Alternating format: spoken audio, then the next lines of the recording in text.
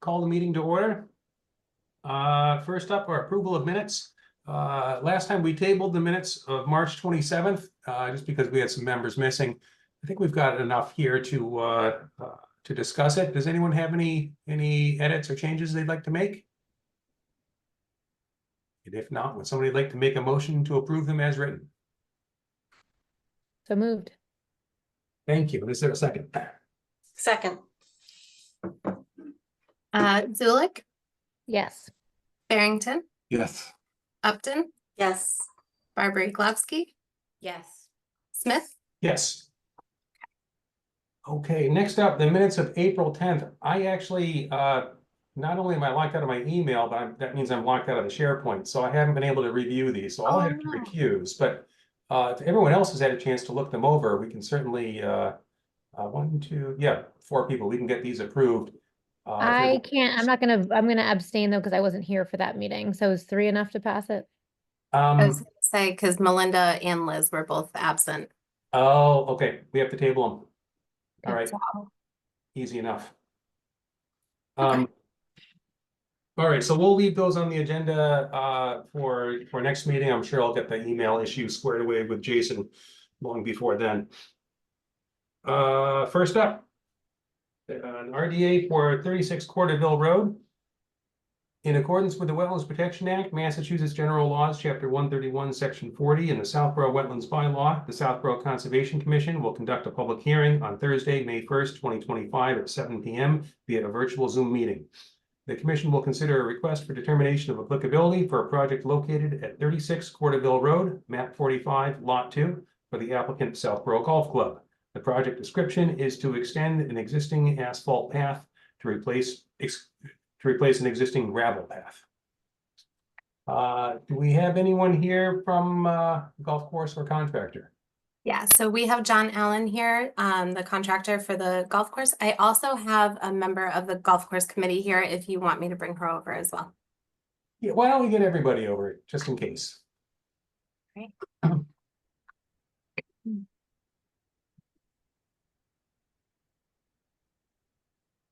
Kathy's just moving over, but John is here and loaded in. Okay. So good evening, John. Would you like to give us a quick overview of what you're proposing? Yes, can you hear me all right? Yes. Okay, what we have is a existing gravel pathway that through the few years that it's been there, probably about 6 to 8 years, has deteriorated and being on a down slope, that it is subject to washouts. And we'd like to see if we can add asphalt, similar to a project that happened last year that you approved on the 3rd hole. So it's very similar, almost the same dimensions and considerations. And I think it would be an improvement to the golf course and be able to stabilize that, since there is a downhill slope, that I think this is the best way to contain that wash of the silt and fines that could make their way. They already have made it onto a fairway, adjacent fairway, the first fairway, and I wish to keep it in the rough, have some, the higher grass that will, kind of hold on to that material so it doesn't go wash down further. And so Thank that you. if we don't have the gravel there, everything should be good. And I think the grass will hold the water or anything that might come up. I'll come through that way. All right, thank you. Laura, are you able to share a copy of the GIS map that you put together? Yes. Perfect. Okay, 1 second. So this GIS map, can you say that? It's just a little more pulled out so you could see kind of more of the area. It helped me kind of orient the area that we were talking about, so. Great. Okay, any questions, comments, concerns from the commission?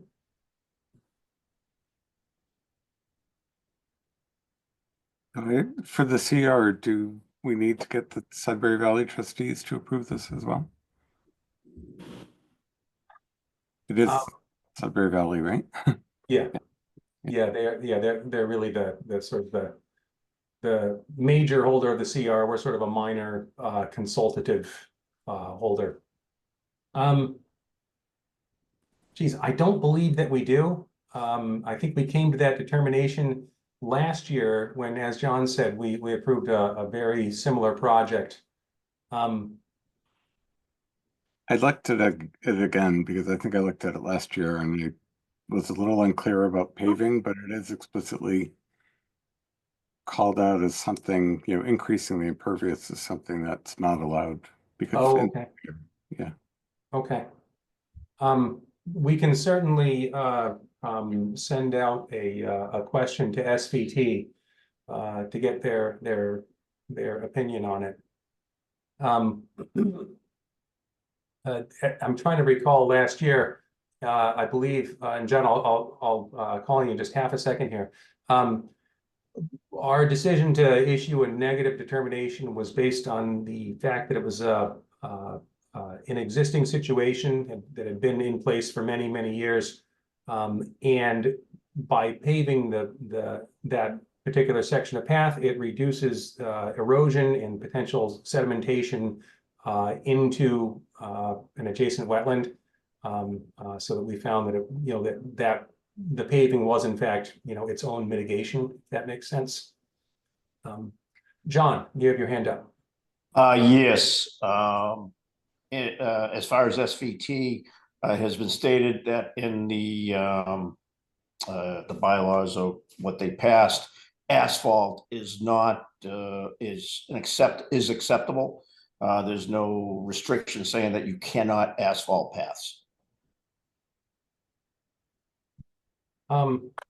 So Kevin, it sounds like you read through the CR. It's been a couple of years since I've actually read through it.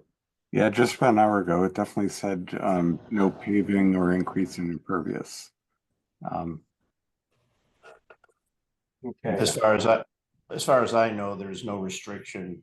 It's stated, and that was the representative from SVT had stated that, and Melissa also, conservation director, said that there's no reason why we cannot. But you're welcome. Yeah. Well, John, I'm trying to. Kevin raises a legitimate concern. I apologize. You might have heard me complaining earlier. I was locked out of my email and access to our shared document file. So I wasn't able to go through this in the depth that I normally would have.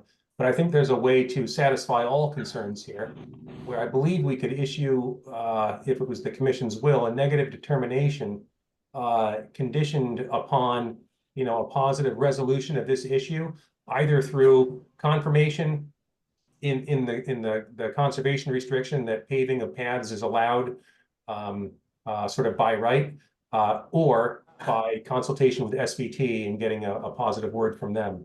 But I think we could move forward either way just by adding a condition to that effect. That's fine. And then, over the next couple of days, by early next week, have the whole issue resolved, so you don't have to wait 3 weeks for our next meeting. I guess that would be my recommendation. That's fine by me. I think it's pretty good. Okay. Before I forget, I haven't turned on the side panel here. If there's anyone here from the public this evening who wishes to ask a question or make a comment on this matter, please use the raise hand function and we'll promote you right up to do that. Okay, does not look like there are any. If there are no questions, comments, concerns from the commission, I guess we'd be I looking. have a quick question, just as a point of process. Now that you've identified a couple of next steps we would want to try to validate, would that be something that Lara would help us figure out? Is that the logical course of action? I think so, and Laura, I'd be more than happy to. Sorry, I've been kind of out of touch this week, but I should have more time next week to help out with. And Kevin, perhaps we could reach out to you too, If you've already found this within the CR, that would speed things up. And Laura, I think through Melissa's materials, you would be able to find contact information for SVT for the appropriate person there. Yeah, I've been in touch with Kristen O'Brien, who's the CR manager for SVT, just about the wastewater stuff that we're gonna discuss later. So I'll give her a call, maybe Monday. If that's Okay, that would be great. That would Yeah. be great. So, yeah, with that, if there aren't any further questions, I guess we'd be looking for a motion to issue a negative determination of applicability, conditioned upon learning either that paving is allowed by right within the conservation restriction, or if it's not, that Sudbury Valley trustees agrees that the paving comports with the CR.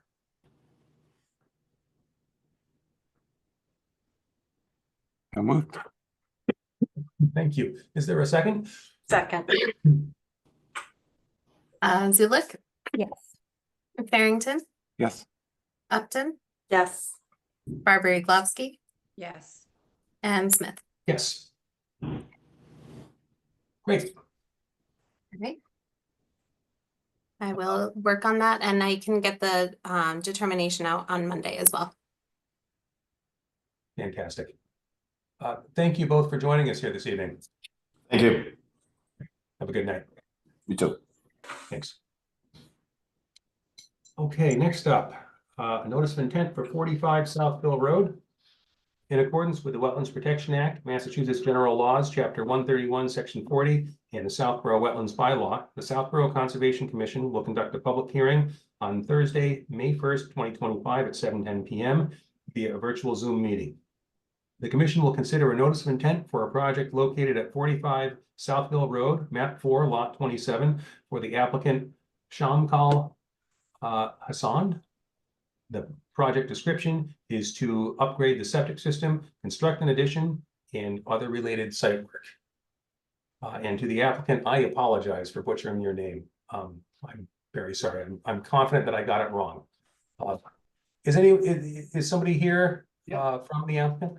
Yeah. Yeah, Vito Oh, there we Colon go. with Cornerstone Engineering. Oh, great. All right, so I'll just go over the project quickly. Let me just share my screen quickly. Give me 1 second, sorry. Okay, All right, there you go. okay. Okay, so this is an existing house on Southville Road. You've probably all driven by it many times. There's been kind of some dumpsters and stuff in the driveway when they were just recently cleaning out everything. There was, some interior demo going on. So you're probably familiar with the site. But it's a, existing single family lot, and they're essentially looking to do two components to a project. One's an addition off the front of the building, and then rehab the remainder of the structure, and then also install a new septic system. So I'm just going to jump over to the site plan itself. I'll go through each component kind of separately. We'll start with the addition. So they're looking to do a 22 by 24 foot addition right here in the front area. And it would essentially be located within the existing driveway footprint. So there'd be no new really excursion or, new impervious area as a result of the garage area. And there'd also be living space above. So it'd be a drive under garage with living space above connected to the first floor. And also as part of that, they'd like to, they're gonna probably have to redo the driveway, just resurface it to the existing limits. One of the things we did ask for relief on was work within the 20-foot buffer. Right now, there is this turnaround, small turnaround right in here. They would like to keep that. It's a kind of difficult road to back out onto. So they'd like to keep that just at the limits it is today. But it would like to get resurfaced. If I could jump back to that photo, this is I think a 2-year-old street view. So once they build all this, they'll kind of get damaged. I think they'd like to just resurface that, but not any expansion, just kind of the limits that it is today.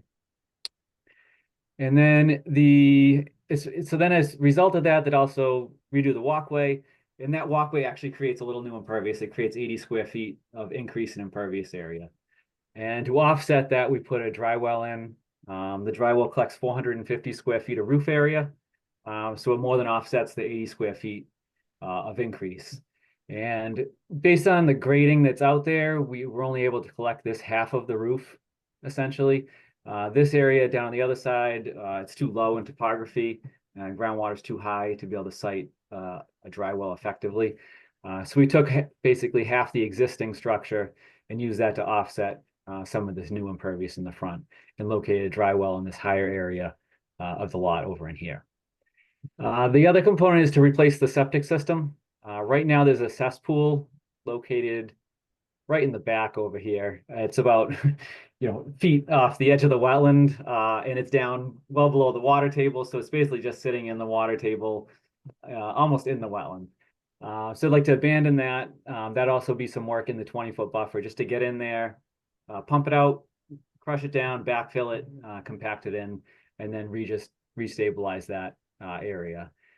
The new system would be pushed as far as we could possibly get it from the edge of the wetlands. And it's a fully compliant system for new construction, so it has to meet all the standards. We'd have increased separation of groundwater to 4 feet, and then in the maximum separation, I think we're about 75 feet from the edge of the wetland right in here.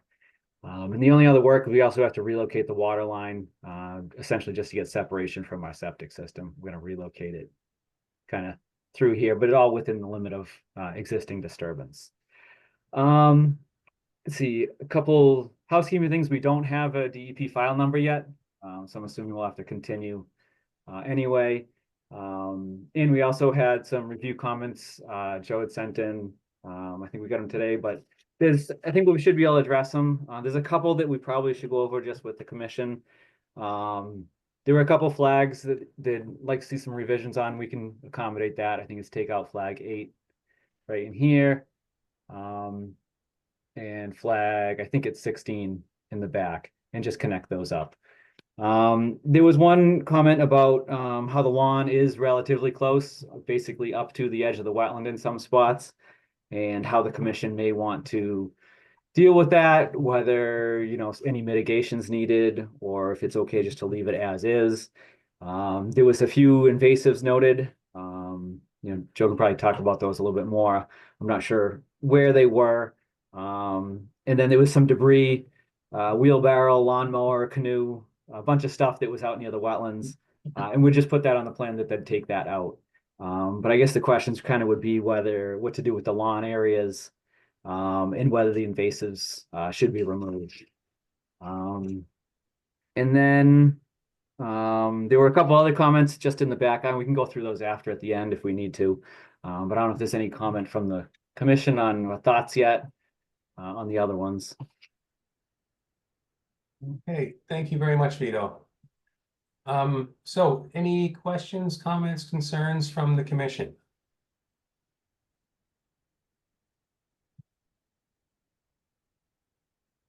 From my perspective, I see that with a proposed increase in impervious of 80 square feet, you're proposing to infiltrate roughly 5 times that, which I think in itself is some mitigation. We historically haven't asked for mitigation for existing long-standing disturbance within the buffer zone, or even the no touch. If it's been there since prior to the adoption of the act and prior to the adoption of our bylaw, we haven't asked for mitigation for these things. So for instance, the repaving of the driveway isn't going to change any impact to the resource area. I see you've got erosion controls, sufficient erosion controls proposed. So I guess from my perspective, beyond the dramatic increase in uh, um, infiltration. I don't feel like there's any need. It certainly wouldn't be consistent with our historical practice to do any more mitigation than that. You have correctly identified the need for a waiver for the work within the 20-foot no touch, and that that requires a separate vote of the commission. And we've as part of that, our practice for many years now has been to address specifically why a waiver is being granted, either because mitigation is being offered, or I would say in a case like this, because there no new impact to the resource area is being proposed. But that's something that would happen at our next hearing. That's the path that the commission chose.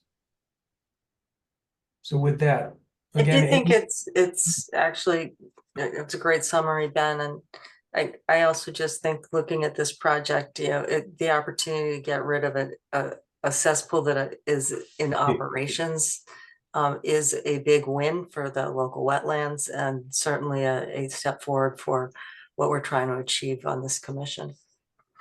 yes, thank you, Melinda. And thank you for mentioning that. I forgot to mention it. It's better than a straight pipe into the wetland, but not by a huge amount. Right. So that's fantastic mitigation right there. Anybody else? Okay, if there's anyone who's joined us here from the public this evening who wishes to ask a question or offer a comment on this matter, please use the raise hand function and we'll promote you right up. Okay, it doesn't look like it. So yeah, in the absence of a file number from the DEP, we're unable to act tonight. I'm guessing, so there are a couple of other comments in Joe's letter. Again, I wasn't able to access the SharePoint today, so I wasn't able to read your letter, Joe. Are there any showstoppers or things that would be difficult to address? No, the fairly minor things. With regard to the invasive species, there's not much out there. I saw, a couple of privet plants and some multiflora rows, but it's not something that I would be concerned about spreading around the site. Did have a question on there's a small triangle of pavement that appears to be left between where the house is, or where the addition is going to be put in. Just was wondering, between the right in there between the silt fence and the proposed garage, is that proposed to be removed, or is that Yeah, so they'll take that out. They'll end up saw cutting it, out in front of the garage and take all that pavement out. okay? Let's see. Does the proposed addition drain to the dry well also, or is that draining somewhere else? They're just going to drain to the ground surface. So we're just going to collect some of the existing house over there as much as we can. Just because we couldn't get a downspout with some protection for the yeah, we can spec on. They're just going to have a splash pad essentially. Okay. Yep. And no soil stockpile would be required. I think there was something in the checklist that noted that. Yeah, I can add that. I think I was confused. I read it said stockpile and snow storage. I was thinking it meant snow storage stockpiles, but they will have to stockpile on site just when they do, the foundation excavation, just temporarily. And then when they do the septic, not long term, there's not much room out there. So they'll probably temporarily do it. Anything excess, they'll have to take off the site, and they'll take it off relatively quickly because there's not much space. But we can just show a couple spots where they could stockpile it temporarily. And is there a construction entrance proposed? There was some language that appeared to say that, but I think it might have been missing some words. So just wanted to I think I had it in there. I probably didn't describe it well. They're going to use the existing driveway to start. Yeah. And then, once that gets taken out, or once it goes to get repaired, then they'd put, any kind of protection they needed. They might need a little stone pad, as you access up to the septic area.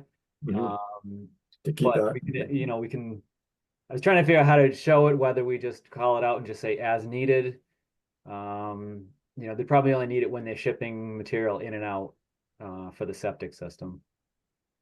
I we could think just have show up in the house. my last question, I think, was whether erosion controls or silt fence would be appropriate along the property line where the septic is going in. I know you're going to be excavating down there to put in a wall, but I don't know if it would be good to have one there too. That wouldn't hurt, at least to delineate the line, so Yeah. they won't go over on the neighbor's property. Whether it is needed for silt, it may not be, but at least it'll delineate that line and keep your limit of work tight.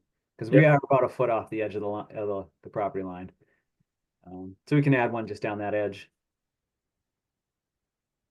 All right, I think that pretty much covers my comments. There were a couple of comments on the wetland delineation forms, but they really don't change any of the results. And Okay, and Vito talked about the recommended changes in the delineation. Great. No other comments. all right, thank you, Joe.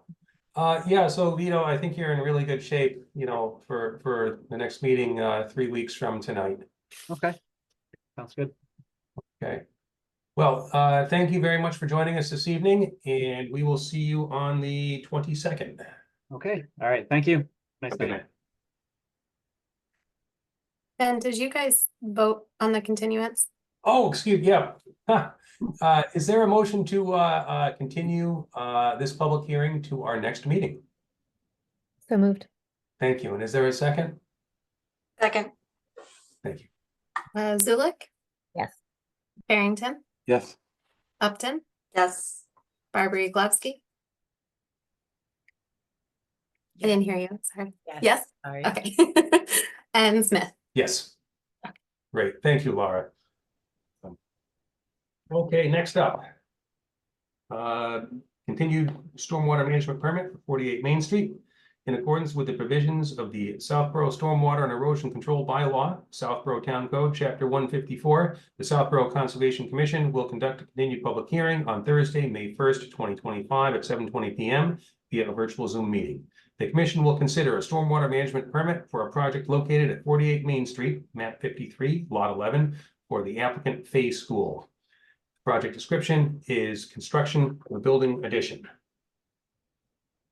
Okay, so I understand some changes have come out of the major site plan review process with planning. Are they joining us here this evening, or are they just seeking a continuance? They are just seeking a continuance. I think they want to get everything as resolved as possible. And they were hoping to get me revised materials by today. So hopefully by tomorrow, and then I can send them over to Fuss and O'Neill, and hopefully they can have a clean review letter by the 22nd. Okay, great, great. All right, so with that, we just need a motion to continue to our next public meeting. So moved? Thank you. And is there a second? Second. Thanks. Zulik? Yes. Barrington, Yes. Upton, Yes. Barbary Glowski. I have to recuse for this one. Oh my gosh, yes, sorry. That's okay. I keep forgetting that. And Smith. Yes. Okay. Great, so 7:31, we can take on the next one. 26 Meadow Lane. In accordance with the Wetlands Protection Act, Massachusetts General Laws, Chapter 131, Section 40, the Southborough Wetlands Bylaw, and the provisions of the Southborough Stormwater and Erosion Control Bylaw, Southborough Town Code, Chapter 154, the Southborough Conservation Commission will conduct a continued public hearing on Thursday, May 1st, 2025 at 7:30 p.m. via a virtual Zoom meeting. The commission will consider a notice of intent and a stormwater management permit for a project located at 26 Meadow Lane, map 56, lot 14, for the applicant William Poutre. The project description is the construction of a flexible development with 3 single-family units and 1 duplex unit. I think I saw Mr. Poutre and the attendees. Good evening. I'm sorry, can you hear me, Ben? Yes, How are you today? very well, thanks. Yourself? Good, thank you, thank you. Let's see. Are you Laura, are you showing Peter Bemis also? No, I'm sorry. I haven't heard from him. I tried calling him earlier this afternoon too. So I do know he had sent in some comments to both Lucas Environmental and Fuss and O'Neill. I think there was a page missing potentially out of the comment letter to Lucas Environmental. Because they're, Joe, correct me if I'm wrong, I think it was comments 5 and 6. That we need a response to. One of those deals with the replication area. But I did send everything that Peter had sent me to both Lucas and Fuss and O'Neill. So And have you received Fuss and O'Neill's? I have not, no. Okay. Okay. So without Fuss and O'Neill's comments, are we kind of at a standstill tonight? I think so. And yeah, we just haven't had time also for a turnaround from Lucas in reviewing Peter's comments. I guess in particular with the, I guess a missing page with a couple of the more important ones. So I think we're certainly very close here. I recall the last outstanding issues weren't showstoppers, just things that needed to be cleaned up. Right. I would certainly hope that we're in a position to get this closed out and conditions issued at our next meeting. Yeah, my hope was to get there also, as we have a planning board meeting on the 12th, and our hope was to get out of planning board on the 12th. And I don't know if this will delay their desire to get out prior to. The code does not state that they need a full approval from you. It just states that Right. there needs to be general adherence to the and potential comments from the commission that we have. You know, we're actively in process. Yeah, and you know, I don't think the few outstanding issues, I don't think we're looking at anything that's going to involve any kind of fundamental change to the design. Right. I think really the big one is the issue of a wetland replication area, which is, you know, sort of solidly within the Conservation Commission's remit. I don't think there's anything we've been speaking about with Lucas or Fuss and O'Neill that would affect the issues that planning board is focused on. I believe that to be true. The only thing that I did notice is your title to our project. You know, we're now 6 units, so it's 2 duplexes and 2 single families. And I believe in your agenda, it still says the initial plan of 1 duplex and 3 single families. I don't know if you need to adjust that, and certainly when we get to a decision, I would assume that you would need to. The plan set that you have shows all of that. It had been adjusted based on comments from planning board.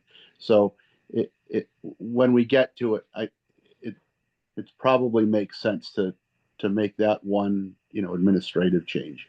Absolutely, and thanks for pointing that out to us. As you were speaking, I saw Laura taking notes. So I think we are, I think we've got it captured. And for the meeting on the 22nd, we'll have that both in the notice and you know, on the documents, the order of conditions and stormwater management permit documents. We'll have that corrected. All right. I thank you, and Laura, I will be in touch with Peter. Okay, thank you. Thank you. Okay, so we're looking at continuing the stormwater permit and notice of intent to our next meeting on the 22nd. Is there a motion to that effect? So moved. Thank you. And is there a second? Second? Thank you. Ulick? Yeah. Barrington? Yes. Upton? Yes. Barbary Glowski? Yes. And Smith. Yes. All right, look at that. We're ahead of schedule. Thank you. And Laura, one last thing, Ben, I'm sorry. Laura, Oh, can of you course. let me know if you get Fuss and O'Neill's comments back? Absolutely. I believe Peter is out of town next week, so if you could get them to me, that would be great. You got it. Thanks so much, and y'all have a good night. You too. Bye now.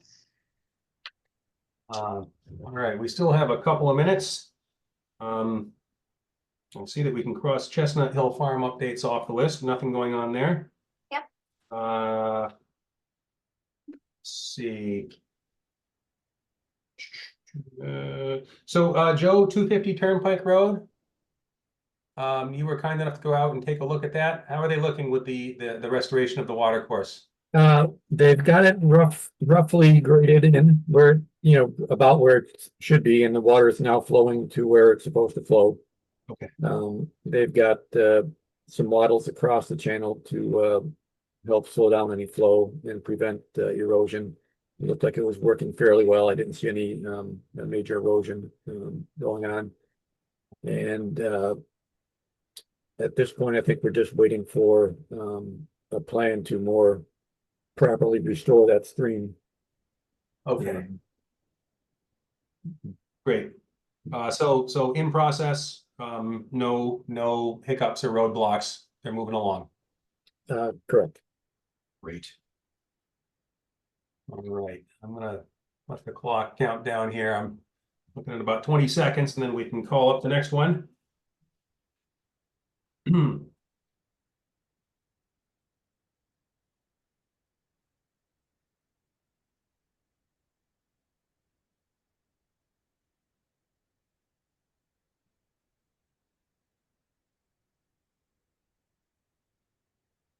Okay, so I have 7:40. Next up, notice of intent continued for 120 Turnpike Road. In accordance with the Wetlands Protection Act, Massachusetts General Laws, Chapter 131, Section 40, the Southborough Conservation Commission will conduct a continued public hearing on Thursday, May 1st, 2025 at 7:40 p.m. via a virtual Zoom meeting. The commission will consider a notice of intent for a project located at 120 Turnpike Road, map 37, lot 120-4. The applicant FD 120 Turnpike LLC. Project description is the construction of a 60-unit apartment building. Okay, do we have anyone here? Yep, From? We have Mitch. We have Mitch. Welcome, Mitch. Thank you. Shall I introduce what the Yes, update? please. Yep, quick Okay. overview where we sit. Awesome. So my name is Mitch Maslanka, wetland scientist with Goddard Consulting, representing the applicant this evening. We were before the commission in April, presented revised plan sheets and revised documents to the commission. Largely, all the issues had been addressed. And I think we were getting close to a vote to close. And there's a consensus with the commission that we were willing to entertain that we bump out the vote to for the commission to close and issue the OOC so that the other members of the board could be present, just to provide any final comments if they had any. In that period of time, we were also requested to provide two last things: the revised plan sheet for the wetland replication area for the IVW. And all we had to do were add 2 elevations to that plan sheet. So I'll share my screen just to show you the minor revision that had to be made.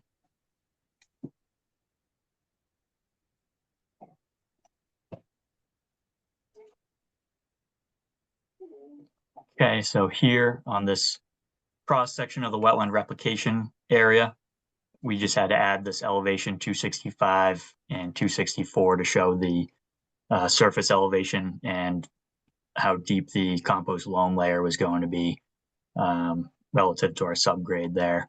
And those elevations match what we had in our plan view of the wetland replication area. The other outstanding item was a revised landscape plan. So we actually received some additional comments today from the stewardship committee, just to ask to revise a few more plants. So I think our best path forward on that would just be for the commission to consider a condition that a landscape plan be approved by conservation staff and maybe Joe prior to planting of the landscape there. And then Joe, he had emailed today saying he noticed some notes on that plan I had just shown, as well as the IVW replication area, just 2 areas, I guess, indicated that we were still going to utilize soil from the IVW, that we were going to take it out, stockpile it, and put it back in, but we agreed that we weren't going to do that. So there'll be 2 minor revisions needed to that plan sheet and IVW replication plan. But again, I think that could be conditioned as well, just to provide those 2 updated sheets to conservation staff. So as of right now, that's all I've got for the commission. So any final comments? Happy to hear them. Thank you very much, Mitch. Okay, questions, comments, concerns from the commission?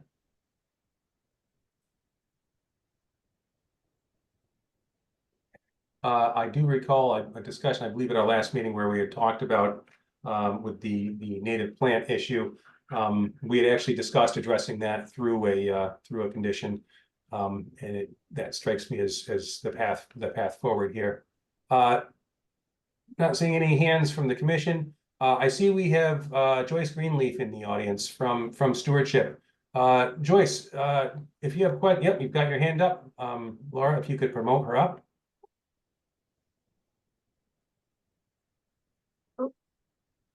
Okay, welcome, Joyce. She's rejoining. Hang on. Okay.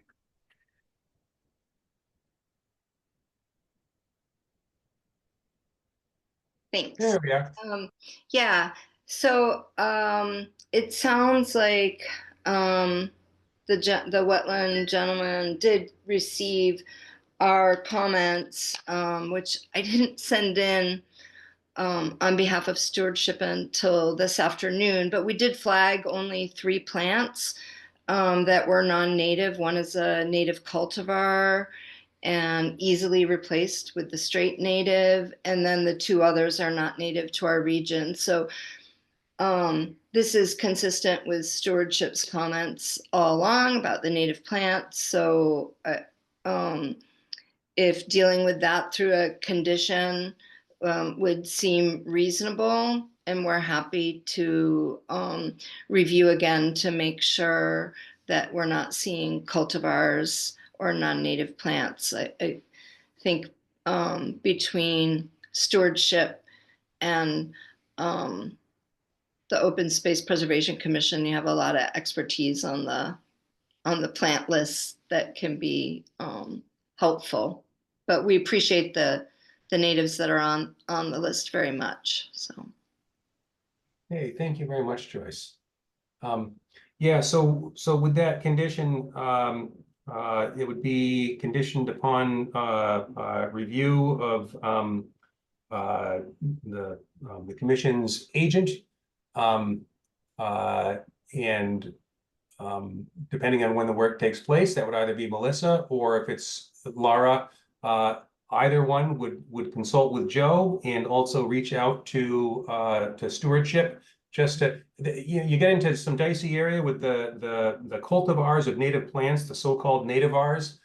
They can sneak in even with the best of intentions. So I think with 3 sets of eyes looking on this, I think we'll be in good shape. So that would be one condition.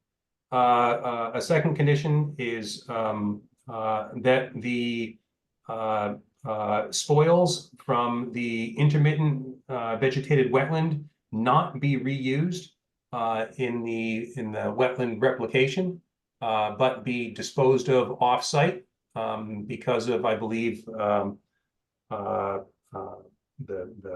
don't think contamination is the right word, but the presence of invasive seed stock within the soils. Was there a third condition that I'm missing? Does anyone recall? I think those were the 2 biggies.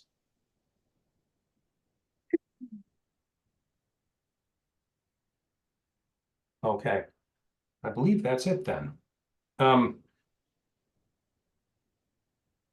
So with that, any further questions, comments, or concerns from the commission? Okay, If anyone here has joined us this evening from the public and wishes to offer a question, offer a comment, or ask a question on this matter, please use the raise hand function. And seeing none, I think we are at long last ready to close the public hearing for hearings for both the notice of intent and the stormwater management permit. No?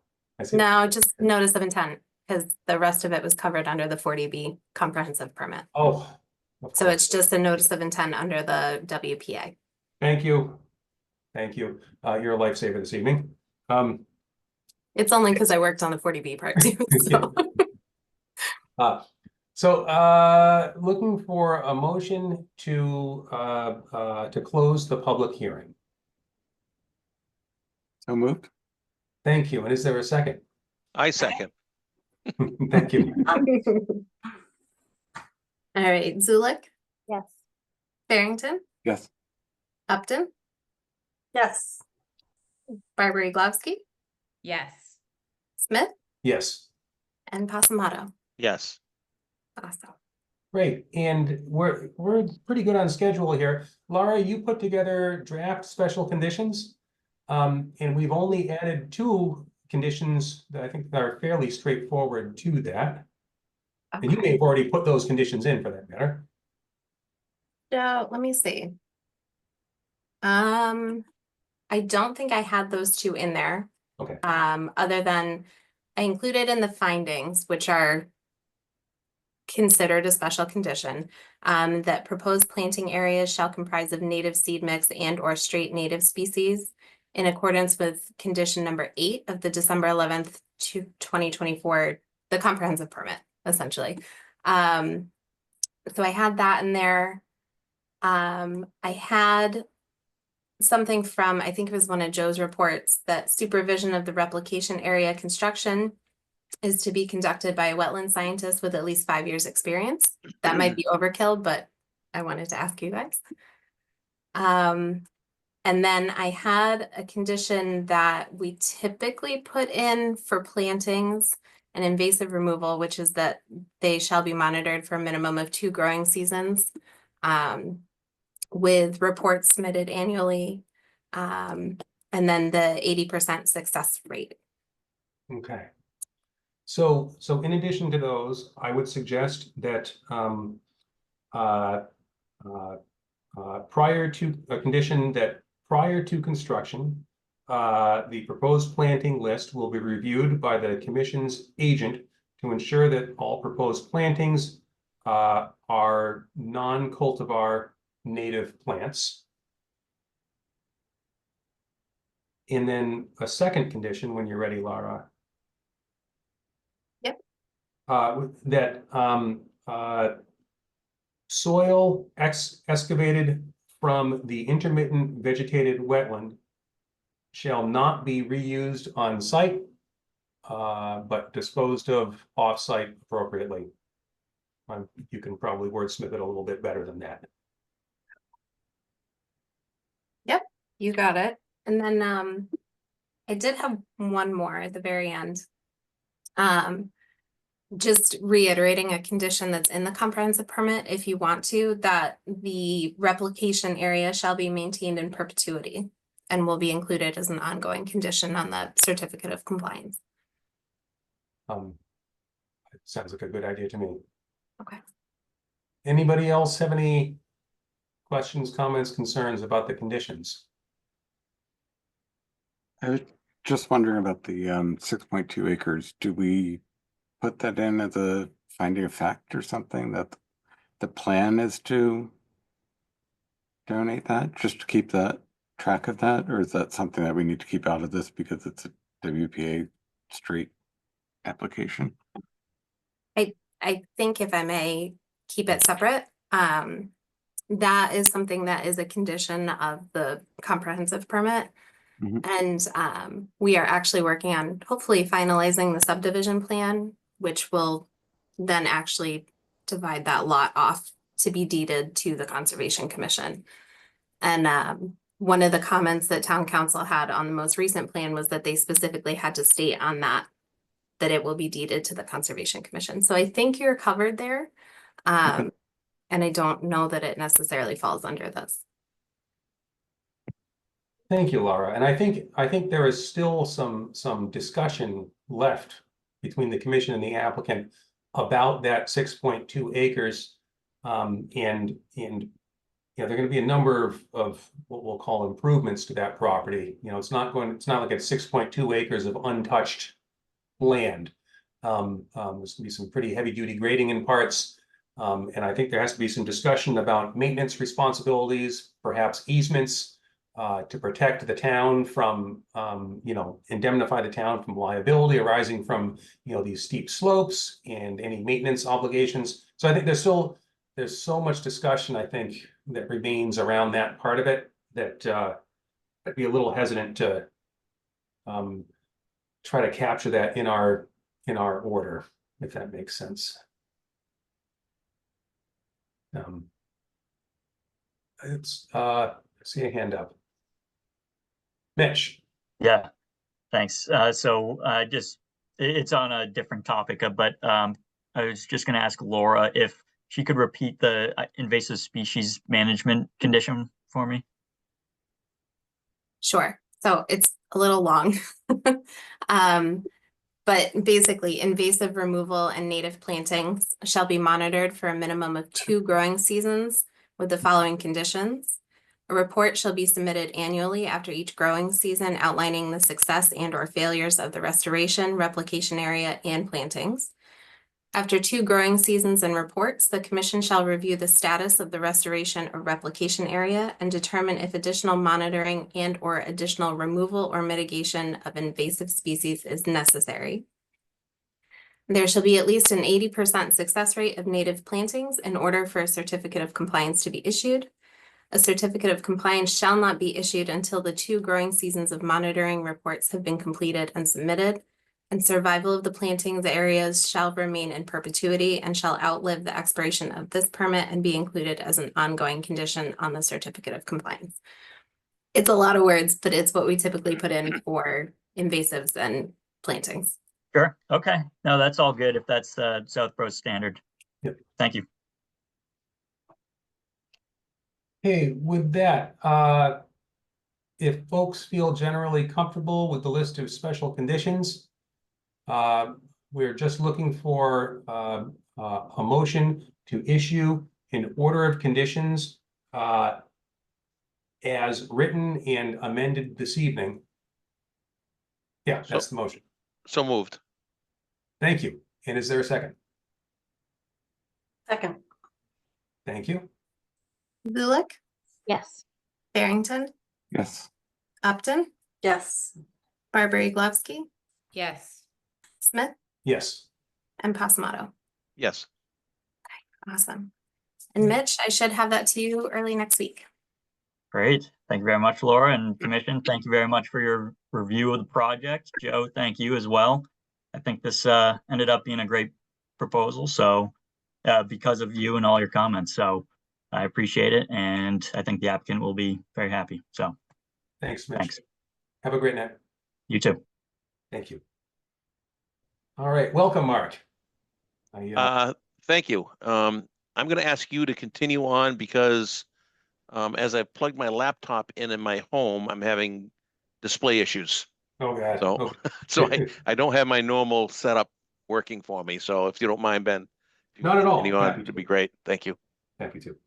All right, next up, under newer continued business, wastewater study committee wants to discuss the possibility of groundwater discharge of a potential future sewer system here in town. Al Hamilton and I see listed as Claire, I'm guessing Claire Reynolds, have joined us this evening. Laura, would you promote them up?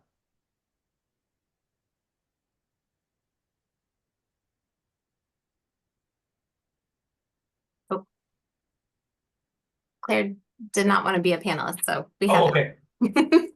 I see Al. Welcome, Al. Oh, wait a minute. Got to turn my things on here. Okay.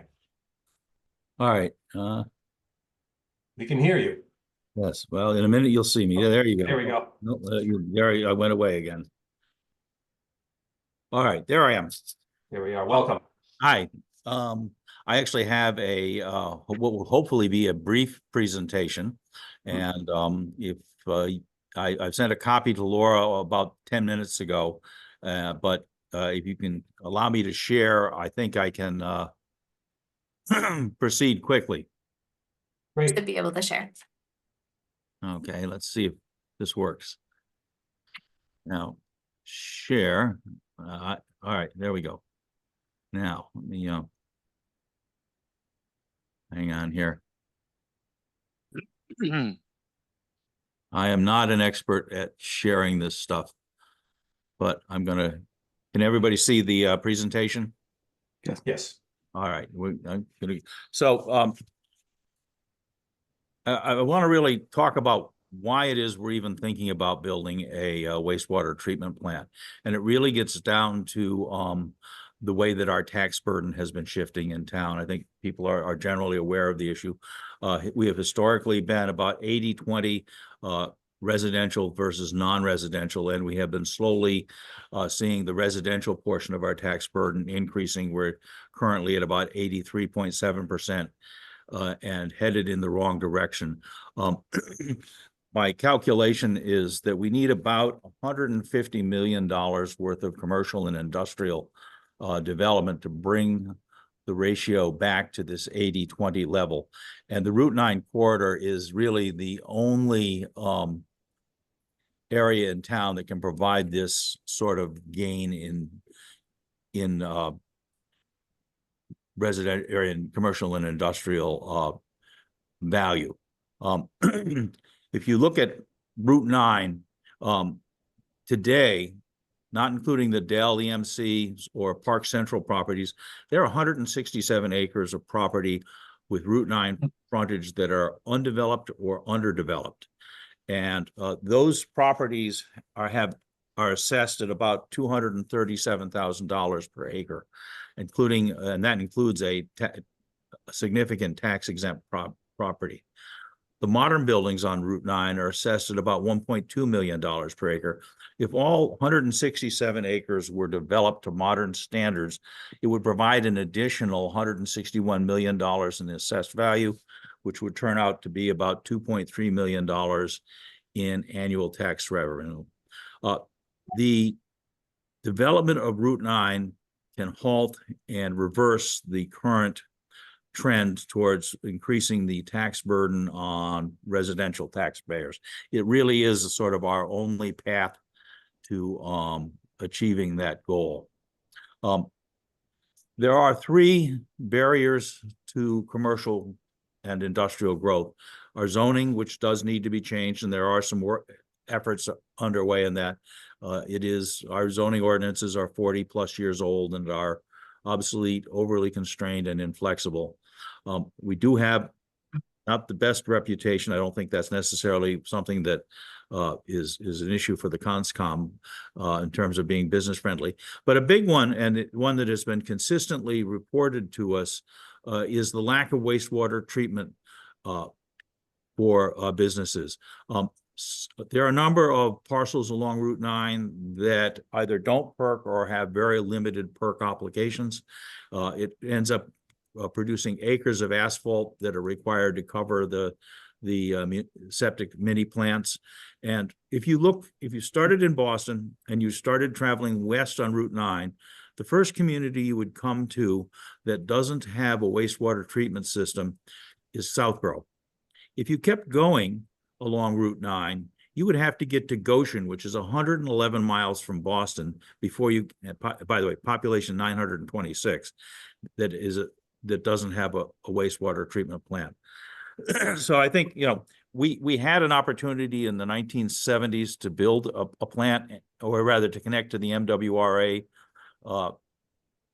system, and we declined because we were worried that the town might grow to 10,000 if we did that. We're at 10,400 today. One thing that's important is that there are a number of commercial and industrial businesses that just don't work well with septic systems, restaurants, grocery stores, biotech. You know, we'd love to have some big biotech, you know, if you've driven down New York Avenue and started looking at those in Framingham and started looking at those buildings and thinking about, you know, the tax revenue that's generated there. And then there are a number of manufacturing facilities that really need wastewater treatment services that may not be easy or feasible to do on site. So I want to just give you a quick background in terms of what we have been doing to date. There have been 3 wastewater studies that have been completed in the last 2 years. We've spoken to Route 9 developers to assess sort of customer demand for this service. There is demand. We've spoken to a number of the major developers along Route 9 who recognize the value of having a wastewater system. We've spoken to neighboring communities about connecting to the MWRA, and that's just not feasible at this point for a variety of technical reasons. We don't think it's feasible to connect to either Marlboro or Westboro, which have their own facilities. They are essentially at capacity. We've spoken to the DEP to sort of understand their permitting process. We've spoken to Veolia, which is an operator in the Westboro wastewater plant, and about sort of operations for wastewater treatments. And we met with engineering firms to discuss this, and we've had discussions with the health department and the planning board. I want to stress everything I'm about to say today is incredibly preliminary. You know, we've taken the first step on a long journey, and you know, what we end up with may not look at all like what we're thinking about, but I think it's important to brief CONSCOM and some other committees in town to talk about what we're thinking about and to solicit feedback. We are currently in the process of applying for one-stop grants to get some technical support, because we actually have a number of civil engineers on the committee, but we know we need more help in terms of actually developing plans for a wastewater plant. So why am I talking to you guys today? A wastewater system really consists of 3 major parts. There's a collection system, which delivers sewage to treatment. It's not rocket science. It's pipes and pumps.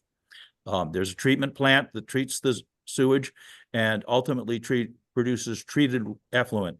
The treated effluent, which is theoretically drinkable, but I've never actually heard of anybody who actually took up the challenge and drank it. But a modern treatment plant produces a very clean effluent stream. And then there's a disposal system. And there are 2 major options for disposal: surface disposal, which is disposal into a river or a body of water. The MWRA is an obvious example, or ground discharge. And that's really the topic for today, is the disposal system. There are really the 2 options. One is surface discharge. The MWRA, Marlboro and Westboro both use this. These plants were all built in the 70s and 80s when surface discharge was the go-to solution. It does require a federal Clean Water Act permit, and those permits are now increasingly difficult to get, nearly impossible. And then there's which leads us to ground discharge. A ground discharge system is similar to a septic leach field. The big difference is that there's substantial biological activity that happens in a septic leach field. That is, the stuff coming out of the tank still has things in suspension that need to be treated by the gravel. But in this case, we are simply trying to dispose of what is, in theory, drinkable water. So we're really just trying to return it to the groundwater. The very rough orders of magnitude is you need about an acre of land to dispose of 50,000 gallons a day. And like the septic system, that capacity is very, very soil dependent. Ground discharge is the only practical option for us at this point. The current plan right now, and again, this is very preliminary, is that we would need a wastewater treatment plant with a capacity of somewhere between 500,000 and 1 million gallons a day. And we therefore need something on the order of 10 to 20 acres for a disposal area. The big question is where. We're looking at a couple of different sites. The site that if we could do it and the soils are right, that would probably be ideal is the space between the lanes on 495 north of Route 9.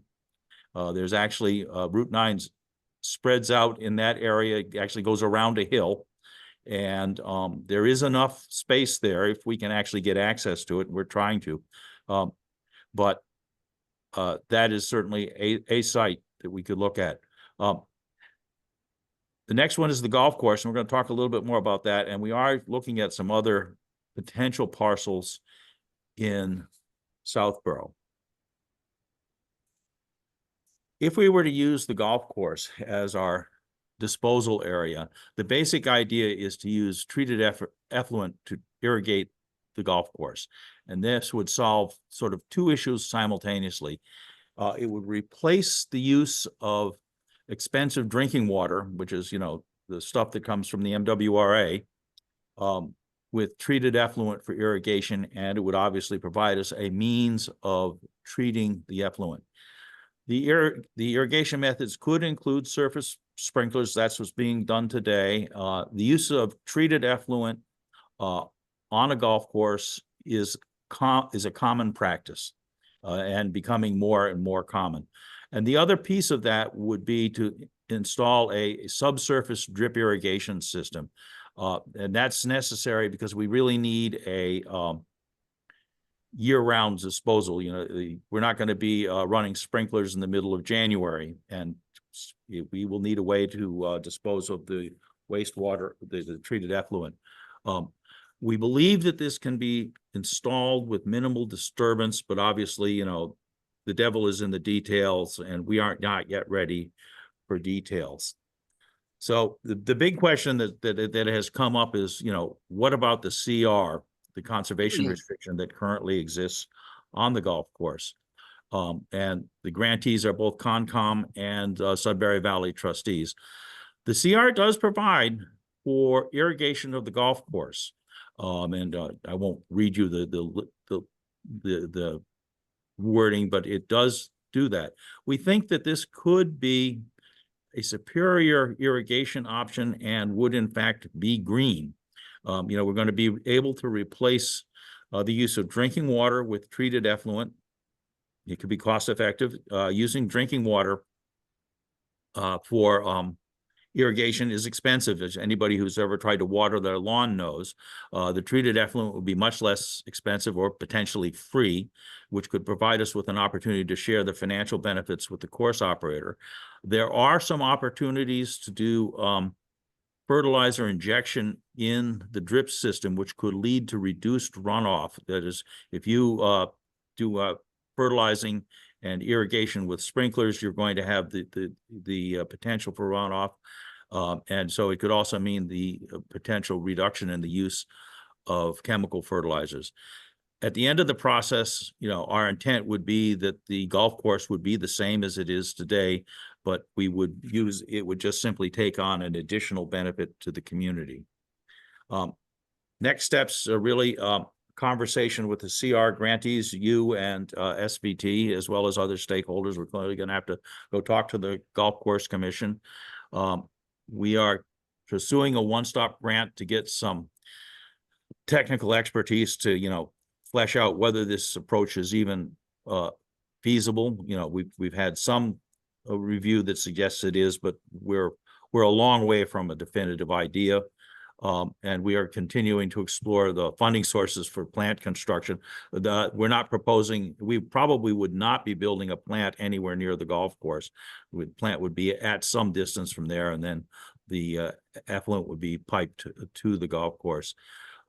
And when we actually do end up having a candidate site, we would have to provide a series of test bores to do a detailed soils and assessment. If it was the golf course, we would probably want to do that in the winter months to avoid disruption.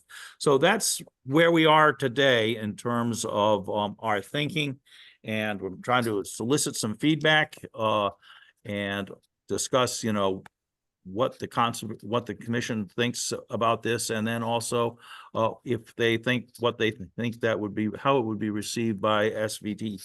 So I will turn it back to you, and I'm happy to ask questions, but just remember, this is all incredibly preliminary. We're still probably years away from actually our first flush. Thank you, Al. So how do I unshare? I think you press the Stop send share button. button. Yeah. Hang on, I gotta just Cancel what you have. I think I'm okay. Yeah. Are we good? Well, you're We're still good. sharing. Oh. So cancel what you have there because you want to save it to the file. Hang on here. You gotta hit the cancel window. Oh. There you go. There you We're go. gonna have to- Oh, well, And there say it don't- is. I see. Say don't Stop. save. Yeah. All right. There you go. All Now we right. see you. I'm not a qualified operator. I that's my job. I do it day in and day out all day long. All right. Well, Um, Al, thank Where you would the very much. plant be, Al? We don't know. That's how, you know, we really don't know. We haven't got a site for it yet. We kind of know that the big issue, the plant's going to be relatively much smaller. It's a couple acres. You know, might be 3 or 4 acres of land. It's the big issue is sort of identifying the disposal area. That's kind of the biggest thing. And the golf course, quite frankly, is probably the only parcel of land in the town that the town owns that we could potentially use without a special act of the legislature. And from looking over soils mapping, while the soils maps aren't perfect, the indication they give is that the golf course has very good soils for this type of disposal system. That's what both the health department and the USDA soils maps suggested. Yeah, I looked at those very maps myself. So this is something that the EDC has been looking at off and on for a number of years, and Claire has reached out to me a couple of times and forwarded me most recently the Weston and Sampson study that they did on the Route 9 corridor. Just trying to, you know, in her efforts to gain some input from community members. And in terms of groundwater disposal on the golf course, I was the vice chair of the Conservation Restriction Committee. My recollection is of the final document that this is something that would be, I believe, absolutely allowed, provided that it doesn't require building any kind of structure or building on the golf course to accommodate it. But installing an irrigation system is something we absolutely made provision for. And in fact, the town, if it chose, could even excavate an irrigation pond down close to Corderville Road. I believe we left an envelope for that possibility. The one other thing that I would say, and I think I've bored Claire to death with this, it may well have been looked at already, and I simply haven't heard about it. My experience formerly as a town engineer and working with the MWRA is that yes, I do not doubt that the system is at or very close to capacity. They've been running a very intensive program for a number of years to fight what is called inflow and infiltration into the sewer system. Inflow and infiltration is many of the sewer pipes throughout eastern Massachusetts are shorter pipe segments of clay pipe that were originally joined with oakum sealant between the pipes that is all rotted away. Groundwater tends to get into these pipes when they go through low-lying or swampy areas and use up sewage capacity. And then there are also many illicit connections from roof drains, storm drains, sump pumps, and so forth. So I've worked with developers who have done this exact strategy in a situation where there is not capacity, by engaging with the MWRA's, they call it the II program, with their II program, you can, by providing them funding for II projects, free up capacity that you can then use. And I've encouraged Southborough to, and this may well, as I've said, may well have already been done. My experience with this is now 15 years old, so my sense of the pricing is very much out of date. However, 15 years ago, it was far more economical to free up capacity within the MWRA system by funding II projects than it was to build a new system. So I would simply, you're the latest person to that I've had the opportunity to talk to about this, Al. I would encourage that this at some point be looked at. We have, in fact, we met, for example, with Framingham. I actually had an excellent meetings. They were more than willing to work with us. And you know, the current II metrics are, you know, for every 4 gallons you save, you get a gallon. Okay. And to pass through Framingham would require a substantial upgrade to portions of their infrastructure. You know, we would probably end up going down either Route 9 or New York Avenue.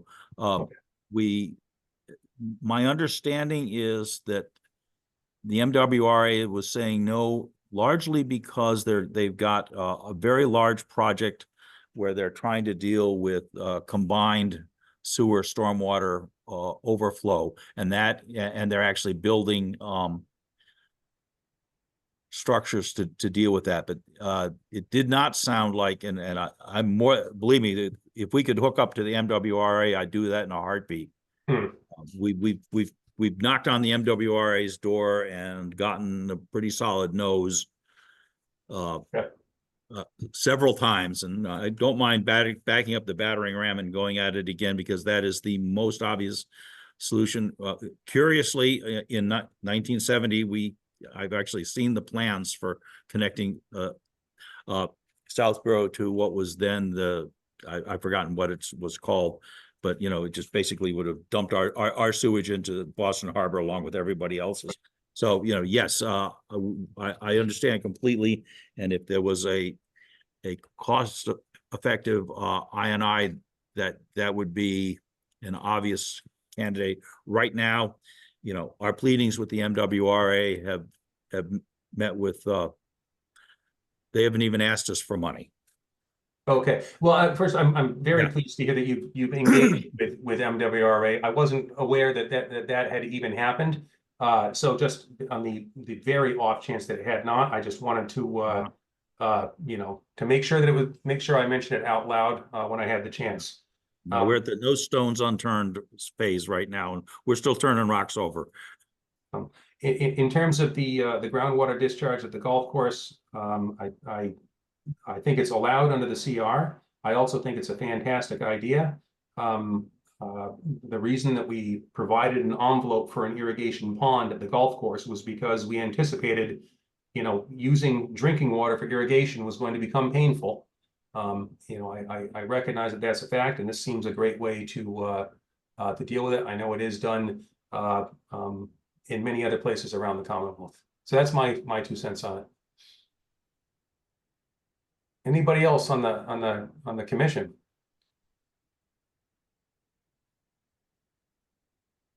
Okay. So you know, as things progress, you know, we can certainly, you know, we would have to reach out to SVT. My recollection of the CR is I can't think of anything that would prohibit it. I suspect they would also appreciate the you know, the green nature of the project. But you know, as things progress, we can certainly reach out to them. We're in contact with them at least every year in doing the CR review of the property. Yeah, actually, if I could ask Ben and Laura, if you could reach out to SVT and to say we'd like to, it probably be most properly to come from you to say, you know, we'd like to just sit down and do essentially the same discussion that we've had with you so that so that they understand what we're thinking about and make sure that, you know, sooner rather than later, we flush out any potential issues that might be had. If you could reach out to them, that would be a tremendous help to us. Certainly. So Laura, we're already talking about contacting SVT early on in the coming week. So in making that contact, could you let them know that this is something else that you know, where the town is beginning the investigation of, and we would love to get their feedback? Yeah. Do you want me to invite them to the May 22nd meeting and then add it as a discussion item, or do you want to have a separate kind of conversation? So Al, if they are able to attend, do you think you would be able to attend 3 weeks from tonight? Yes. I think if they're free, Laura, we haven't seen them in a couple of years now on the golf course. It would I think it would be good. You got it. Perfect. So Al, if it turns out that they are able to attend, we'll reach out to you to let you know, and we can just talk with them directly. Excellent. All right. So that sounds like a plan. Fantastic. All right. If there are no other questions, I'll go home. Right. All right. Well, thank you very much for joining us this evening. Thank you. Have a good night. Okay. We already crossed Chestnut Hill off the list, and 250 Turnpike. 98 Southville Road, existing enforcement order. So Laura, you reached out the week before last, and both Mark and I just simply weren't able to find the time. Was Joe able to take a look at the site this week? Yes, so Joe went on April 26th. There has been a lot of stuff that has been cleaned up. There is still some trash and debris present on the far side of the railroad tracks. So I think they're probably going to need to clean that up as well. I think what's a little confusing is that the previous property owner did not just dump on his property. He dumped across the railroad tracks on Self property, on the neighboring property as well. So I'm trying to clarify for the current homeowners that that is the extent of the dumping that needs to be addressed. They are very eager to get this enforcement order lifted. They've already applied for a building permit. They have some things that they want to do to the house, some demolition that they want to do. I did tell them too that any exterior work will likely need conservation permitting because there is that 200-foot riverfront area, which covers, I think, at least the back half of the house, if not more. But I told them that they're not going to be able to get that permit until the enforcement order is lifted. So they emailed Joe and I tonight. So Joe, if it's okay with you, maybe we can coordinate with the property owner and kind of get them a little more clarity. Yeah, that's fine. Yep. Okay. Fantastic. Okay, so that's moving along. 66 Breakneck Hill. Yeah, this was just a question that came up that I wanted to run by you guys because I'm not very familiar with this stuff. There is a guy who's looking to purchase 66 Breakneck, and he found an easement recorded at the registry for the passage of livestock that goes from the conservation land through. It kind of covers the property line in between 66 and 60. But it was created for the passage of livestock, and he's a little concerned about that and how often it's used and any potential impact that it might have on the future resale, because he is looking to, if he does buy it, he's looking to convert the property into a single family home. I don't think that there's any intent to have livestock on the conservation lands, but I just wanted to get your opinion and see if there's any additional information I can bring back to him that might ease his mind a little bit. Yeah, so there's certainly been no discussion of bringing livestock back to Breakneck Hill Farm, and I'll tell you, today it looks very much unlikely. Unless the town was to get into using goats to do mowing or something like that. Um, Even if that were the case, it's difficult to envision using that property as access versus either of the other two accesses already on Breakneck Hill Farm. Um, in terms of if he's seeking to have the easement dissolved, that's a whole different can of worms, and boy, just thinking about it just quickly, a number of things sort of crop up in my mind that it might be somewhat complicated. If that's a route that they're choosing to go, we would have to get town council involved here. With it being serving public open space, are there Article 97 concerns? Is the town even able to dispose of that type of easement? I don't know. But in terms of any practical plans to make use of the easement, I don't know, Mark. Yeah. The easement is just for livestock passage. Yeah, that was the And bulk Yeah. of the language. there's So- well water access as well, I believe. Yeah. What's that, Kevin?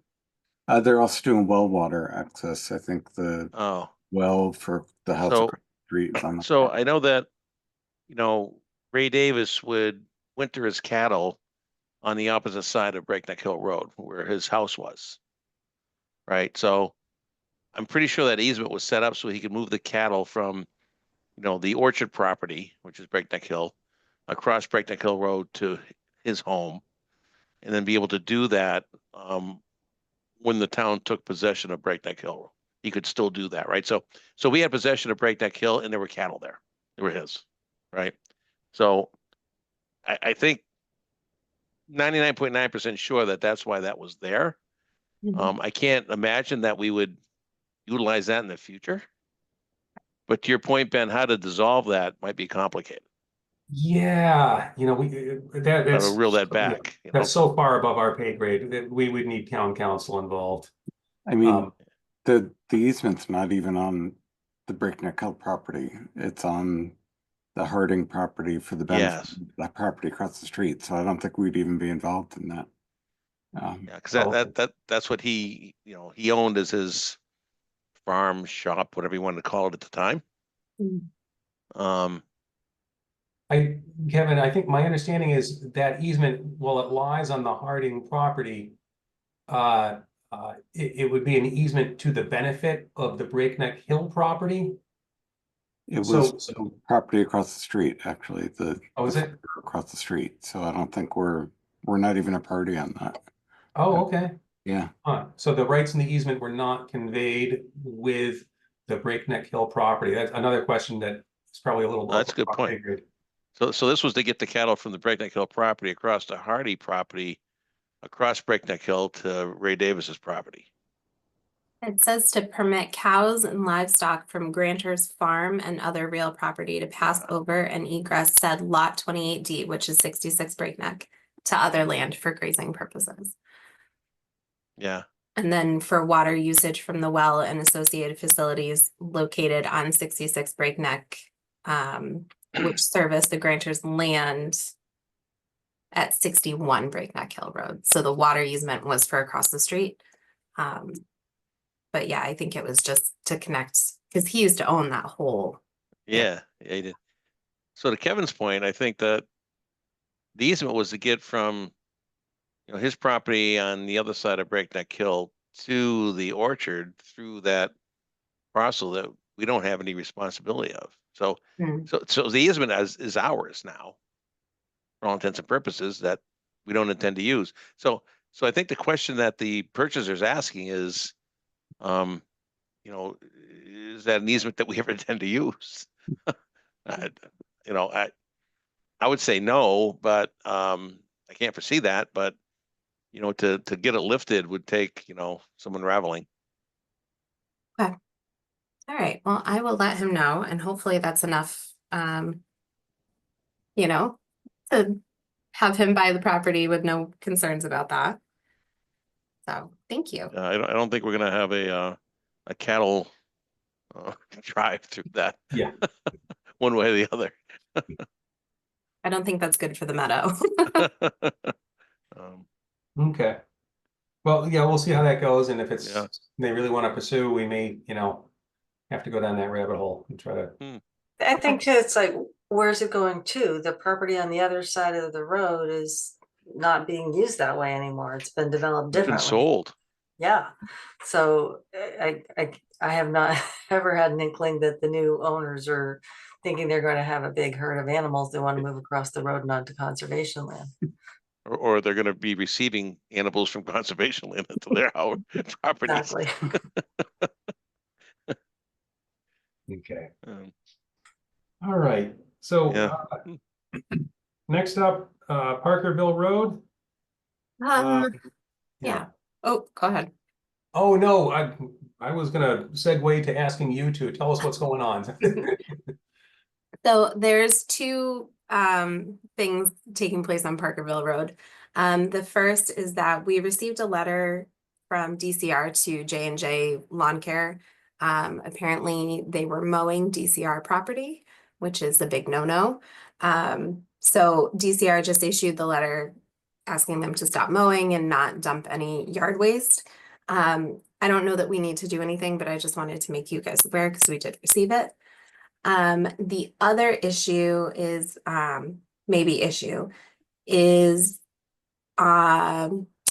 in the area of 25 Parkerville.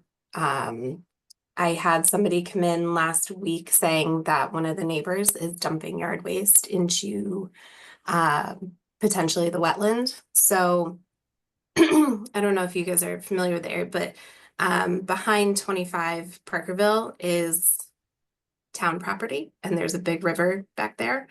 So I guess the dumping is, everything's being dumped onto the town property, but definitely within that 200-foot riverfront as well. So I just wanted to see if anybody would be willing to go out and take a look at it. I do have permission from the owners at 25 Parkerville if you guys wanted to go on that site.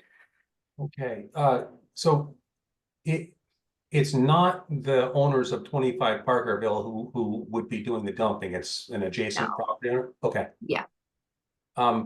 If it can be if it can be seen from 25 Parkerville, I'd certainly be willing to go out. Okay. I'd be happy to go along too. Okay, great. All right. So I will reach out to both of you, Ben and Melinda, and we can coordinate a time, and I'll coordinate with the homeowners as well. Okay, that sounds great. That Awesome. sounds great. Thank you. Next up, Liberty Estates. Oh, a beaver dam. Oh, boy. Those beavers. Yeah, after everything near Ken's and that whole neighborhood. Yeah. Boy. Get another one now, Liberty. Yeah, so what's the lowdown here, Laura? Yeah, It so sounds like there's some dumping, but then the beavers. yeah, so I had a woman call, she lives in the neighborhood, and she's a frequent user of all the trails in that area. So she called because there is some significant flooding in the area because of the beavers. She said there's been beaver activity there for a while, but it hasn't caused any trouble, but now it is. So she wanted to see what the path forward was to rectify that because it is making some of the trails unusable. And then in addition, I guess there's an old couch there that has been there for some time. And she told me that this was raised before and she was told that it was removed, but the couch is still there and it's just gross. So she wanted to see if we could possibly remove that as well.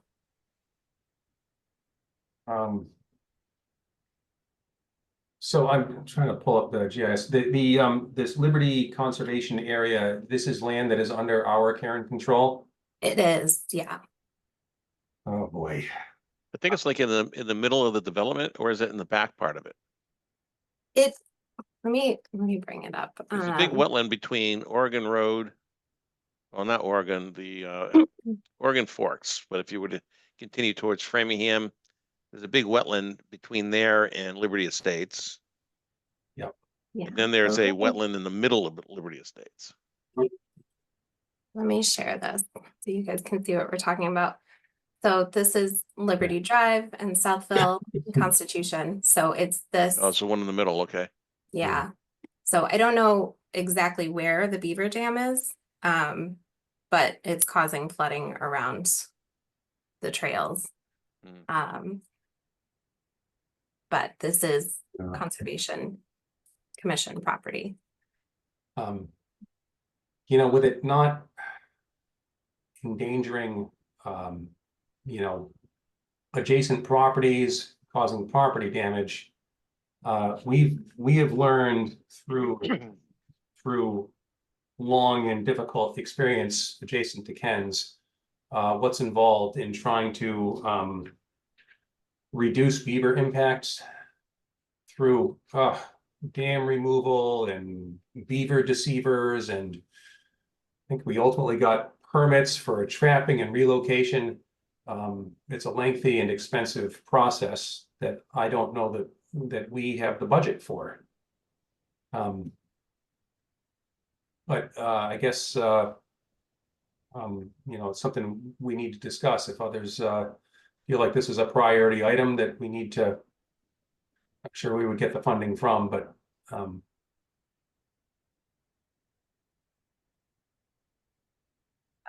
I'm more concerned about the couch, honestly. I think it's awfully hard to control beaver activity, and it's a natural area. They are natural creatures who live in our geography, and I don't know that that's in our purview to decide that beavers can't be in natural ponds on conservation land. I'm with you on that, Melinda.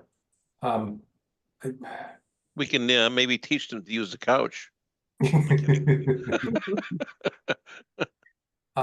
the dumping, it sounds like the couch has been there for the long term, so figuring out who did it and getting them to remove it, I think is a lost cause at this point. But perhaps we can work with DPW to get it, when they have equipment down in the area, perhaps get it lugged up to the transfer station. All right, I'll reach out to Bill next week and see if they Okay. have the ability to do that. Okay, just the next time they have a truck and a backhoe down in that area, you know, not something we would expect next week, but maybe they would have the capacity. That would be great if they could. Yeah. Okay. Just to clarify on the beavers, there's no complaints of it flooding neighboring properties or septic systems or anything? No, and she asked for an update after I talked to you guys, so when I call her back next week, I'll just make sure that there's no property damage and that it's just to the trails. If there is property damage, I'll let you guys know, but I don't think it's that extensive. We've also had a very rainy spring. You know, I'm just guessing here, but the problems may subside somewhat once we enter the drier months of, you know, June, July, August, September. Okay. Go down there walking now and see the beavers. So. All right, so progress at Breakneck Hill with the dump remediation. Yep. What's the So latest? we are just waiting on some final signatures. I will likely need a signature, probably Mark from you, because these are ones that Melissa used to sign on behalf of the commission. So I'm just waiting to hear back on confirmation from Mark. Can I Purple. swing by tomorrow morning? I mean, if you're not there, that's fine. Can you? I'm not. I'm trying to think. I sent it to Mark Purple. You this need him to morning. sign it? He needs to sign it. Our town So accountant Mark needs to sign Purple, it. not Mark Poss, okay, Well, both Marks, okay, both Mark P's. okay. So I haven't gotten it back from him yet. Are you free next week? Maybe? I can come in on Monday. Yeah. So where I work, their internet is very locked down. I can't even get Gmail, Okay, right? So I can't do any signing or anything from there. gotcha. So I'll have to come in to do it. Okay. All right. And I will give Mark Purple a little nudge tomorrow to make Yeah, sure okay. that's done. So I'll have it for you for Monday. All right, that'd be fine. I can swing by. Yeah. So once that's executed, they can get started on the restoration. It should take about a month. And I am working with stewardship and strategic to coordinate on the boulders and also the conversation, get the plan started for the meadow restoration. Just so everybody is on the same page on what to expect. But the meadow restoration will probably have to wait until they remove the access road, which is the tail end of the restoration plan. So that might not happen for like a month, but that's where we're at. We're almost there. We're almost done. Laura, what's the timing like on whatever's happening to the boulders? Good question. I think that would happen probably closer to the start because they're using the boulders as subgrade fill. So they're going to have to crush those pretty early on. So hopefully they're gone soon.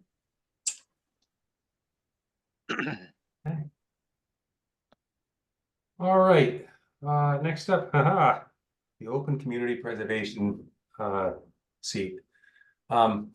Seat is still open. I would encourage folks to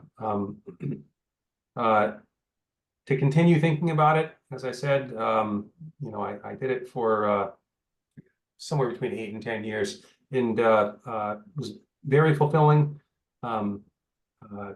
You end up meeting some very interesting people in town and get involved in supporting some of the projects that make our community a great place to live. And I can't recommend it highly enough. I've just had some changes in family needs that just make it impossible for me to devote the time to it. So I'll keep giving the nudge, and hopefully somebody will cave. Under other business as may arise, so we had a couple of calls about some fill taking place on Corderville Road near the intersection with Woodland, on the other side of the road from Woodland. And I did a drive-by, and there is some filling going on there. You can see where several truckloads of material have been dumped. I did a quick look at the town GIS. And while there is a water course that I think probably would meet the criteria under the Rivers Act of a perennial stream, behind it, it is somewhere between 300 or 400 feet away.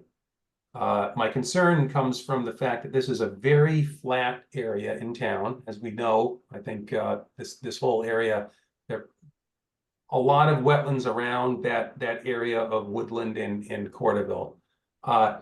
From the road, it is impossible to tell if there are wetlands back there within 100 feet of the fill, or God forbid, underneath a portion of the fill. It's just not possible to tell. So Laura wrote a kind letter to the property owner, just letting them know that somebody had called into the office and asked if we could come out and take a look, and the property owner has said no. So here's the issue. Melissa, as the town's agent, was even given a little laminated badge, but she has the legal right to enter properties to for purposes of Wetlands Protection Act inspections and enforcement and so forth. But Melissa's on maternity leave. I don't know how to handle it. And I think we may be in a place where we actually have to contact town council to ask what the best path forward is. I think there's about a 70% chance that this fill is not taking place within a wetland nor within the buffer zone. I think that's the likely outcome. But it's not a sure thing by any stretch. This is why we need a Conservation Commission drone. Just so Mark, here, has this come up before? There are no adjoining properties Um, wooded around it. There are no adjoining properties we could get permission on really to get back in there. so this is sort of across the street from the abandoned gas station, right? Yes. So I've gone by it a couple of times. And the fill that he's receiving is not clean fill. It's got asphalt in it, rocks, In it's, bricks, yeah. yeah, bricks, and he's got a little Kubota tractor that he's pushing stuff around with, right? So way in the back though, way in the back, I'm pretty sure it's wet back there. But it doesn't appear from the street that he's going that far back. Right. If the area is so flat, it's tough to get a sense. Right. So he has these little mounds that are, probably like 1 ton dump trucks that are dumping it there. He's got to pushing stuff around. And my wife works at Carboni's, and I had a Conservation Commission member from Marlboro that goes in there. He said, "Hey, what's going on at that house?" He asked me. I said, "Well, it's a good question. We're trying to figure that out." So I did read the letter from the homeowner. He says, yeah, no, I don't want you coming out here and looking at this. Is it getting near the half acre disturbed limit for us? Well, so Kevin, that's a good point. Right? Is he triggering stormwater? Right? Has he disturbed enough of his lot, like more than 50%, that's now triggered stormwater that we could say, hey, and I don't know how big the lot is.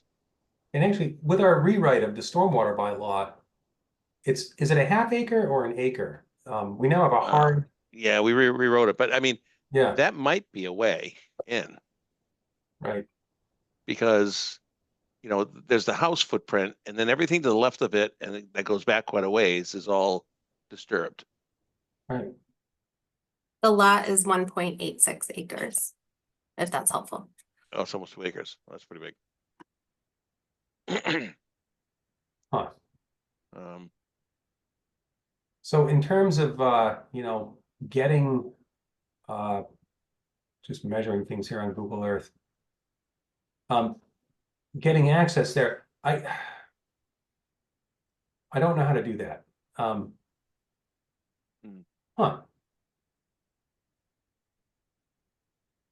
Okay. So if that is a perennial stream, I was wrong with the several hundred feet.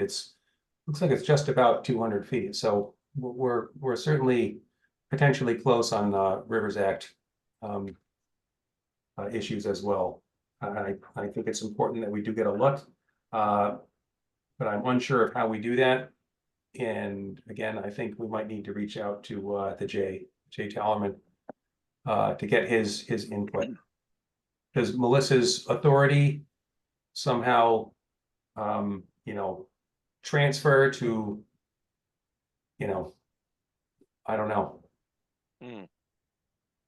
to our designee, or I know Melissa would never just wave her laminated badge and go charging onto a property. She's approach the person gently, and if it came to it, she would I'm sure arrange with the Southborough Police Department just for somebody to come with her to so that she could safely do an inspection. But again, we're in new ground here. I can put together an email for Jay and get some clarification on that. Okay, yeah, and so in the past, I've done that, through Mark. Like, Mark, here's the question. We need some legal advice. Could you forward along? Yeah. Yeah. I bother Jay all the time, so. Oh, okay, great. Oh, through Mark, I He'll mean, be like, you again? What do you need? by Mark, I meant Mark Purple. He's sort of the, Yeah. the gatekeeper to Jay. Okay, Okay, well, thank you, Laura. you got it. All right, with that, anyone else have anything they'd like to bring up or discuss this evening? I have a quick question. There is one lot. Oh, I'm sorry. Go ahead. Go ahead. Someone the other day asked me about the new Neary and if that was approved, if that would basically someone said to me, I heard that if it's approved, it has to go to Conservation Commission, and Conservation Commission has said they're not going to approve it because it's on like it would be on existing wetland property. And I hadn't heard that at all. I don't think we discussed it at all publicly or privately. And so I just wanted to make sure that was true. I didn't miss something around that. And we would not see anything around New Neary for a while from now, from my understanding, just kind of how the process works. Is that true? I think your understanding is correct. We've, I don't think we've ever issued some sort of opinion like that before even seeing a plan. And there's so much previously disturbed area out there that, you know, it's difficult to imagine a project that would be of such a scale that it wouldn't be permittable under the act in our local bylaw. That was my understanding, but someone said this with such conviction that that was indeed, and I just wanted to confirm that. I can tell you that I was on the board when the Trotter School was permitted. And there was some permitting that was allowed with respect to the bridge crossover. That is, I would say, to the south side of Neary School behind the ball fields that were built. Yep. Right? In that, if the Neary project were to come in and increase the footprint of the building that's there now, that might be complicated. Right? But if the footprint was the same size and they went up, then, you know, that I think that would be less complicated. But we'd have to see all the plans and the engineering and all that. I can tell you that there's a lot of water that comes down from Clifford and Deerfoot through the Neary School, underneath Trotter, and goes out over into the reservoir. The filling that we talked about a little while ago, about 25 Parkerville, that's the egress of that water and how it gets to the reservoir. Oh, that's right. Right. And there's a lot of water that goes through there. And you know, there's the old town skating pond that's behind the tennis courts at Neary as well. But you know, I mean, I wouldn't say that, hey, Neary was built in a wetland, you can't do anything. You know, I don't think that's the case. But you know, there would have to be, it would have to come in front of us for sure. Thank you. So yeah. Yeah, I just got this like very interesting text message, and I was like, I haven't heard anything about this, so I don't think that's true. So, but I've been speak and I can confirm. So thank you. Yeah. So, you know, the getting that access between Neary and Trotter, so that the fire department had, you know, two ways to get in, was very difficult to do because they had a way in off of Deerfoot Road to get into the school, and they weren't automatically allowed to have another one, right? Right, The it's not a limited Wetlands Protection project. Act. Right, so that was very difficult to get permitted.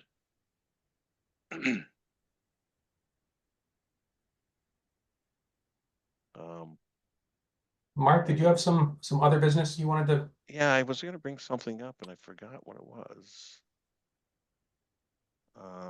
We were talking about. Well, I don't know. Could have been important. Oh. All right. Well, then with that, Mark, do you want to? Oh, no, I do remember. Okay. I do remember. There's a lot. I think it's off of Corderville Road 85. That has been completely clear cut of trees. It last time I went by, it had not been stumped yet, but it looks like the entire lot was clear cut. So just something to put on a radar screen in case they decide to stump the whole thing. I think it's going to trigger stormwater. Whereabouts on Corderville, Mark? It's actually the lot is actually off of Corderville. I think it's on Rock Point. Okay. Right. So so there's a house that faces Corderville Road 85. Right behind that, that there's a lot right behind that that's been completely clear cut. Okay. With trees were rather substantial too. I mean, they were big, caliber trees, and I only saw that because there was, a lot of dirt on Rock Point and on 85 where they were taking the trees out, tire Oh. tracks. Okay. But it's something to keep an eye on in case they stump it or whatever they're going to do. I'll try to do a drive-by in the next couple of days too. All right, anything else? All right, so with that, would somebody like to make a motion to adjourn? So I moved. will. I'll second then. All right, we got a motion. We have a second. All right, Zulik, Yes. Barrington, Yes. Upton, Yes. Barbara Glavsky, Yes. Smith, Yes. and Pasamato. Yes. All right. Thank you, guys. All right. Have a good night. Thank you. Good night, everyone. Good night. Good night.